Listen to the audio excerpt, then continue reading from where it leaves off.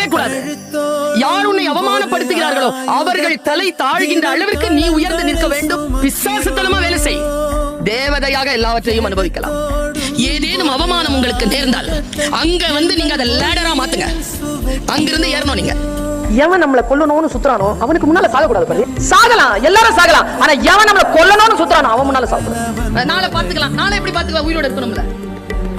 இருந்தாலும் அந்த மைண்ட் வரணும்ல, அந்த எனர்ஜி வரும். அந்த ஸ்பாட்ல அந்த நிமிடத்துல ஜெயிக்கணும். அதுக்கு பேர் தான் ஜெயிக்கிறது. அம்மா சொல்லுவாங்க, காட்டு வழியா போறியா, ஒரு பூவையோ கனியையோ பாக்குறியா, அறுத்துரு, திரும்பி வரும்போது பார்த்துக்கலாம் அப்படி விடாத. வாழ்க்கையும் அப்படித்தான். என்ன முடியுமோ அவ்வளவு பறிச்சு உருளி எடுத்துட்டு வெளியில ஓடிடும்.